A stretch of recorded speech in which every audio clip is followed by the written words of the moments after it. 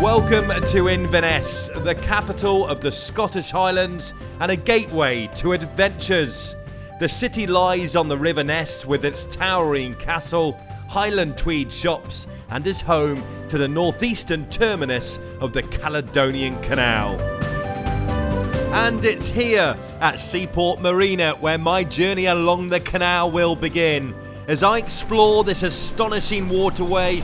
It's another fine day in Scotland today. From telling you the 5 ways in which you can travel the length of it, meeting the people who work on it, marvelling at its outstanding beauty, and perhaps solving one of Scottish folklore's great mysteries. Really enjoy. Monster! Monster! Where?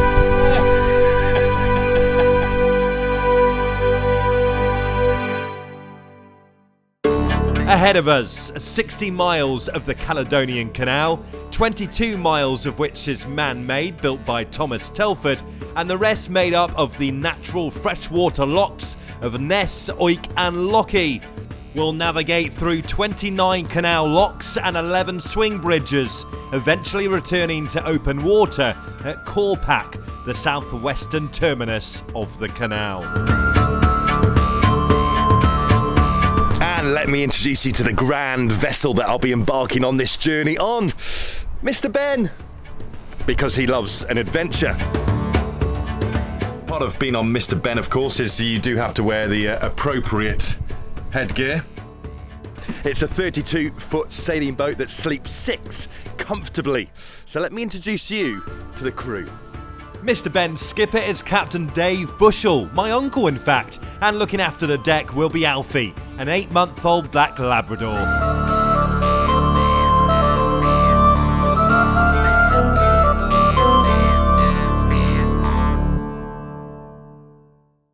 Yeah, Mutant Locks. We're down in the basin looking to go up the flight of locks. So with the skipper and Alfie both eager to get going, it was time for the first task of the canal, climbing the Mutant Locks, 5 lock gates that will set us on our way. It takes around an hour to climb the locks, and of course if you are cruising or sailing, canal staff will be on hand to help you. At the end of this video I will give you all the pricing for each adventure along the canal, whether you're paddling, cruising, sailing, walking or cycling. If you are starting your Caledonian Canal adventure in Inverness, and it's quite a hectic start with the Mutant Locks as you get into the canal properly. But once you're up the flight, look at this, and en route to Loch Ness. It is at the top of Mutant Locks that if you are travelling the canal by way of cruiser boat and you have rented from Cali Cruises, your journey will begin here at their marina. They have a range of cruiser boats which can sleep 3 to 8 people, and I will guide you through the prices at the end of the video. The season you can hire cruisers with Cali Cruises begins at the end of March until the end of October. Shortly after the Cali Cruises marina, if you are following another boat, make sure you keep close, as 2 swing bridges in close succession is next along the canal, and keeping the bridge open for too long disrupting traffic is frowned upon. Once through the bridges, you'll pass through Laggan Locks. This is the point the canal becomes its stunning self, and it would be easy to take in the views, forgetting there were ropes to catch. Oh, lovely stuff, thank you. I've been put to work to get the fenders up, and that is because we have completed the first leg of the canal and we're about to enter open waters of Loch Ness.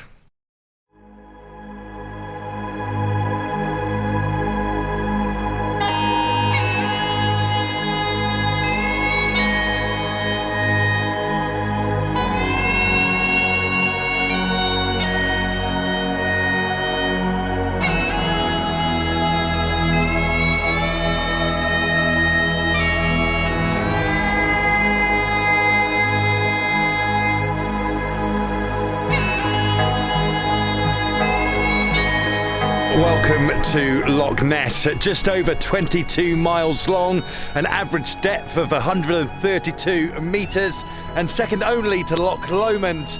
This is the reason why you want to travel along the Caledonian Canal.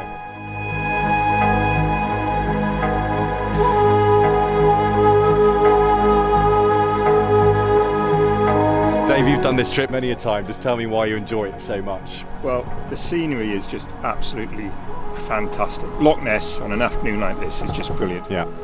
But usually I'm on my own, and that's what you really enjoy. Monster! Monster! Where?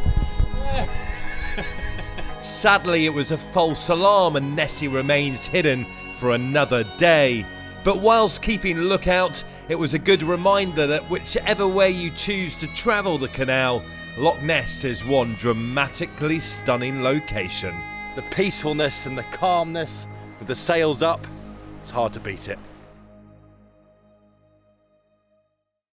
And if you thought Loch Ness couldn't get any better, the clouds decided to disappear, and all of a sudden Scotland was bathed in glorious sunshine. And with the sun, the wind has come as well. We are reaching the almighty speed of 7 knots. We are flying along Loch Ness, and Fort Augustus, our stop for the night, is within sight.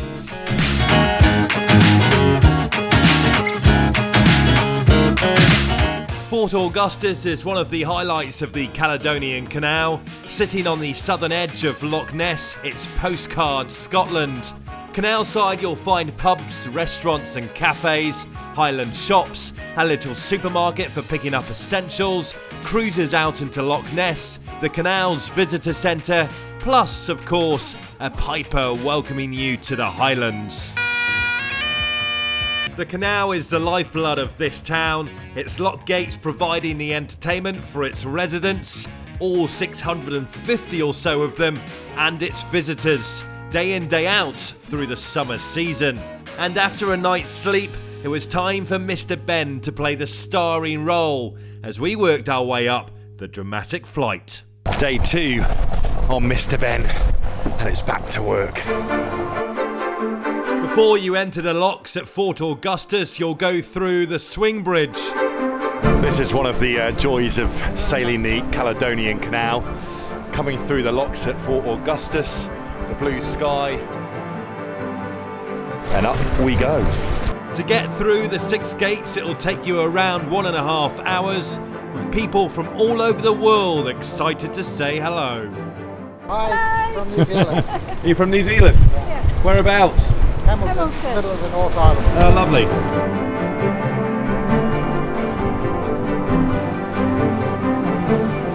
Who said sailing was easy, eh?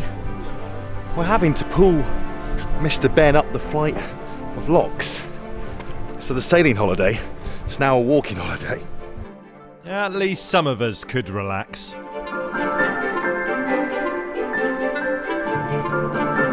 As we reached the top of the flight, we decided to pull over onto a pontoon, as there was something much larger and perhaps more luxurious about to wow the crowds.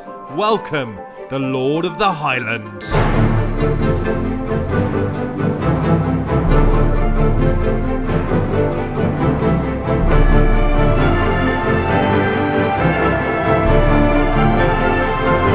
And here it is, the most famous ship on the Caledonian Canal, apart from Mr. Ben, of course. But whether you are on board or not, it is one heck of a sight as it goes through the locks at Fort Augustus.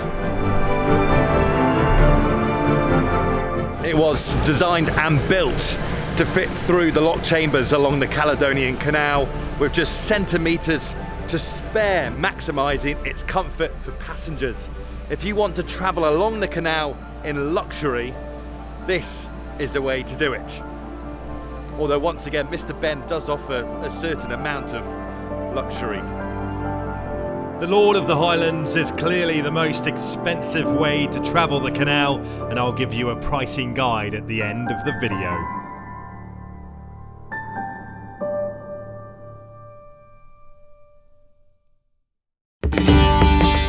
day 3, and today is all about reaching Loch Oink. The Lord of the Highlands, having stayed the night in Fort Augustus, was on its way at the crack of dawn, with Mr. Ben and its crew getting underway at a more leisurely time.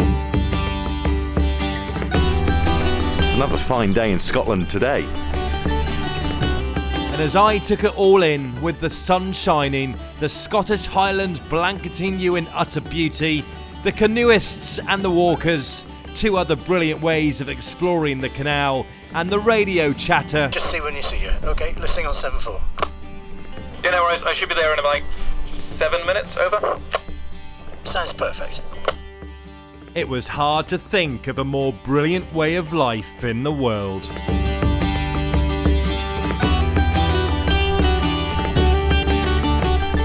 Always exciting going into locks and getting yourself into position.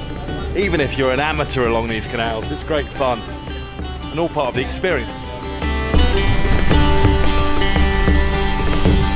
Thanks, Chris. Almost a mix of everything in this lock chamber. We've got the long barge on its adventure holidays. We've got the sailing boat, Mr. Ben, of course, and at the back we've got the rental cruiser as well.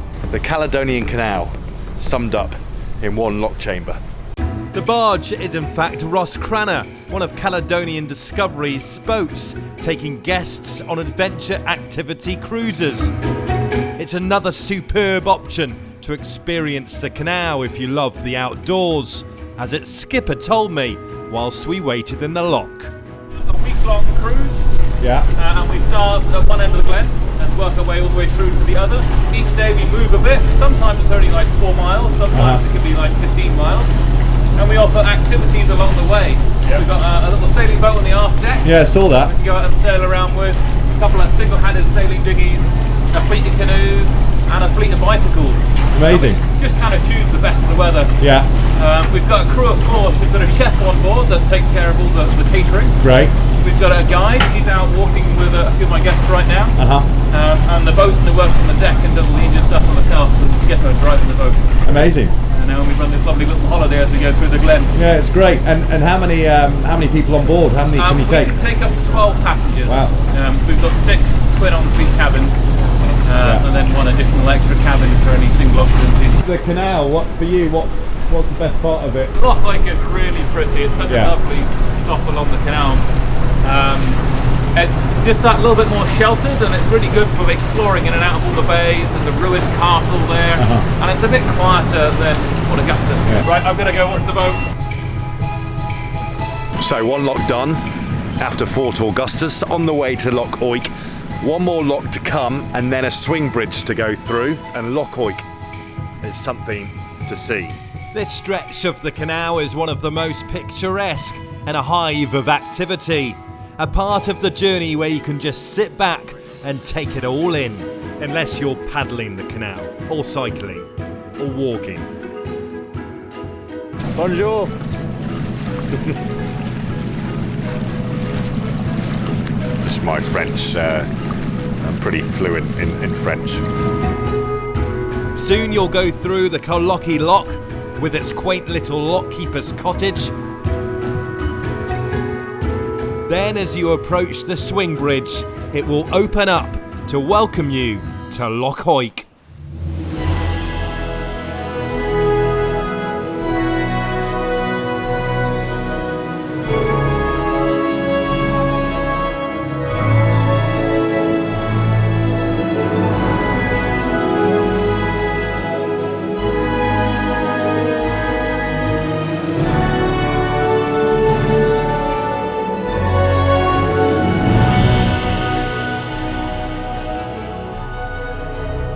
Interestingly, Loch Oink provides the highest point on the Caledonian Canal.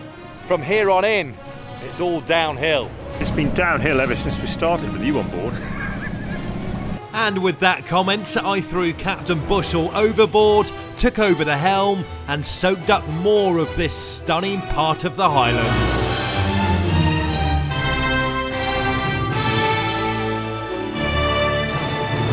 The engineer behind the Caledonian Canal, Thomas Telford, actually raised Loch Oink to form a channel for the canal's boat traffic.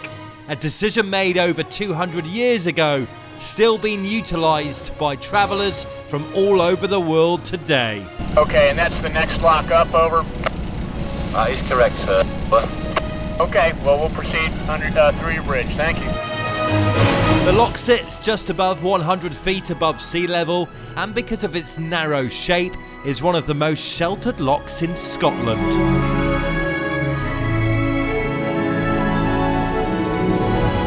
Whichever way you are travelling the canal, this is a middle point. It's a perfect place to wild camp if you're cycling, walking or paddling, or if you're feeling generous, book a night at the Glengarry Hotel, which is nestled into the grounds of Invergarry Castle.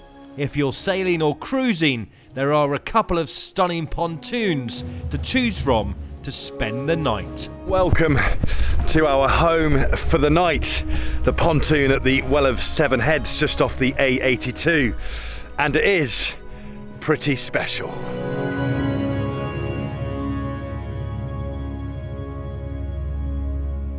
Whilst the pontoon doesn't have any shore power for boats, there is a cafe close by up on the road, which is a handy place to pop into. It's right opposite the Well of Seven Heads monument, where the cafe also has an outdoor seating area. About a mile down the road is where you'll find the Invergarry Castle and the Glengarry Hotel. Just, however, be a little bit careful as you walk along this road because it is a very busy road and there isn't really any sort of pavement. So watch yourself. The castle is well worth a look, and it's within the hotel grounds where you'll find the other pontoon on Loch Oink, which again provides a pretty stunning setting. As Loch Oink is so sheltered, it's one of the best places on the canal journey for those paddling. You can rent canoes for what is known as the Great Glen Canoe Journey, prices and details coming up, or you can tackle the 60 miles by paddleboard. We've been from Inverness and we stopped at Dawes, and then today we left Dawes and we've come to Fort Angus, and now we're going to a wild campsite about half an hour, hopefully paddle up here, and then in the morning hopefully we'll paddle the rest to get to Fort William. Paddle time probably about, I don't know, 15 hours, but actual time we left at, when did we leave? Sorry. It's all rolled into one. Basically you can do it in 3 days or 5. And off they go into the sunset of the Caledonian Canal. Anyway, here on Mr. Ben, it's rum and coke time. Happy hour. And who wouldn't be happy with this as your backdrop for a night's sleep before we embark on the final leg of the journey tomorrow?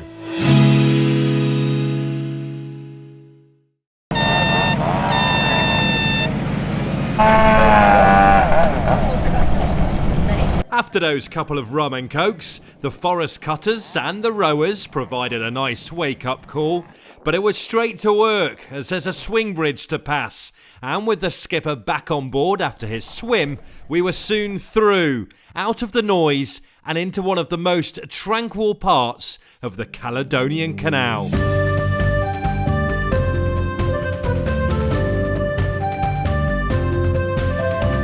They call it the corridor. It is lined with trees on either side of the canal for just over half a mile or so, and this stretch between Loch Oink and Loch Lochy is a special part of the journey.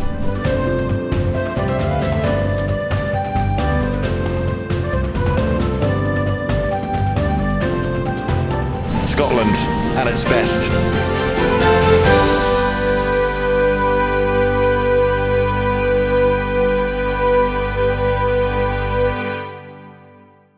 After the peace and tranquility of the corridor, it's back to work with another lock. And the lock in question is Laggan Locks, somewhere that is a real destination. Sitting on the north edge of Loch Lochy, Laggan Locks is where you can rent more canal cruises from La Boat. All the details coming up. There's cafes, campsites, a harbour and pontoons to stay the night.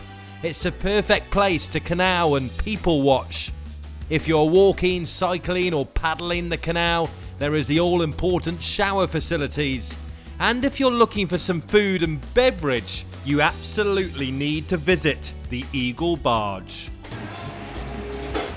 Victoria, you work here and live here. Just tell me about this place. It's an incredible spot to come across. So it's just an old converted Dutch barge. Yeah. She was built in 1926, originally to be a coal barge. Then she was used to be a troop carrier in World War II. Wow. Then she was used to transport sugar beet and then brought up here to become this. A pub. Yeah, pub and restaurant. We do evening meals between 6 and 8. They're pre-booked if you want the fancier stuff, or we can do bar meals between 5:30 and 8:30, which is just first come first serve, half the pub food. Yeah. And do lunches. Yeah, well. and a lovely seating area inside, and you've got the terrace as well. Yep.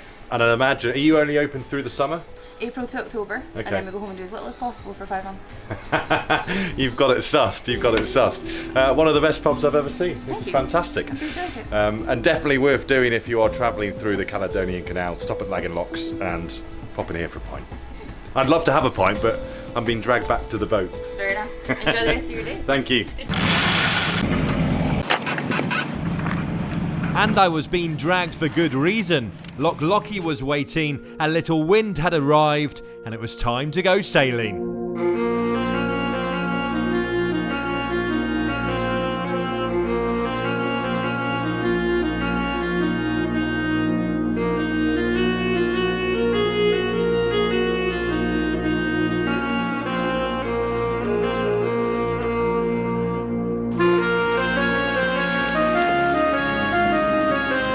Once again, the Scottish Highlands were putting on a show, and whilst Captain Bushell adopted a fairly relaxed sailing position with a questionable teacup on board a boat, the only thing interrupting us from the peacefulness of a light wind sail across Loch Lockie was the whistle of the kettle, a very tired dog,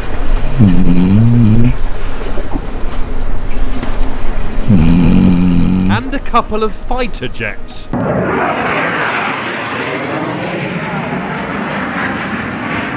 I think they're giving us a wave, aren't they? He rolled for us. And after that excitement, a familiar mountain came into view. And there she is, Ben Nevis, the tallest mountain in the UK, and even in the month of June, still with snow on her upper levels. With a height of almost 4,500 feet and doable within a day, it is one heck of a day hike adventure. But if you want to reach the summit of the UK's highest mountain, my video will guide you all the way to the top. For now though, we had the final stages of the Caledonian Canal to conquer. One of the smallest lighthouses in the UK, which signals the end of our adventure on Loch Lockie, and it's now back into the canal. As you re-enter the canal, you'll go through a lock, a swing bridge and another lock, all in close succession at KAYAK. Then the canal winds along, en route to its southwestern terminus at KAYAK.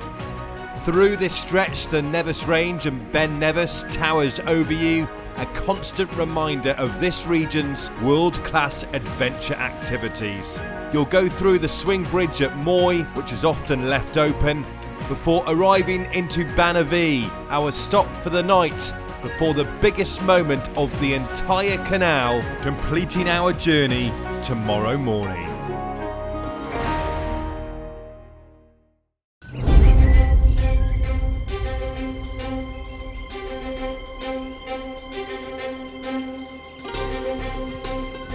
Morning, it's just after 7 o'clock, and today is our final day on the canal.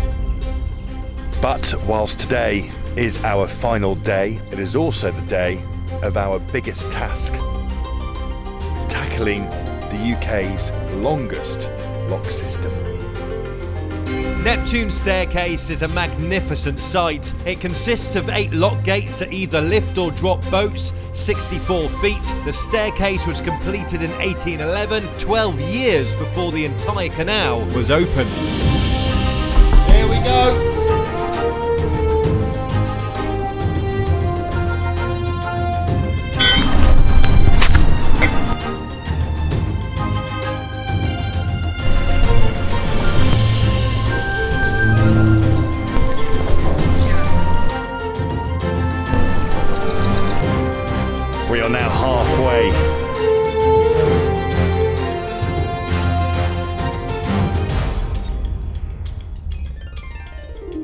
Tell me your name. Ben. Ben, right, so this must be your favourite boat. Well, the name is definitely my favourite name, absolutely. Tell me a little bit about Neptunes Staircase. It's a phenomenal piece of engineering, but what's it like to work here? It's one of the best jobs I've ever had in my life. We can get upwards of 36 boats a day coming down.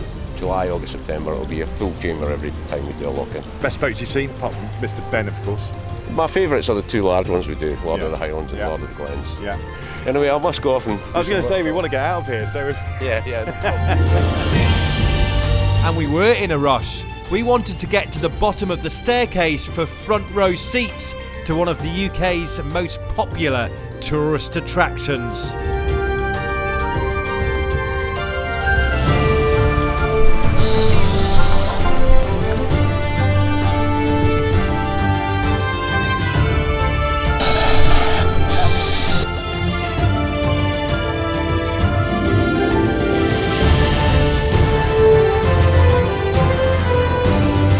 Lovely, thank you Ben, have a good day. Yeah, you too, man.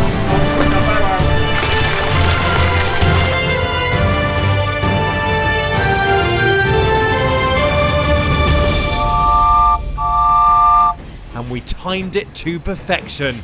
Twice a day, the Jacobite travels from Fort William over the Caledonian Canal en route to Malag. Further up the line, crossing the Glenfinnan Viaduct, known globally as being the route the Hogwarts Express took in the Harry Potter films. A pretty fitting end to a magical journey.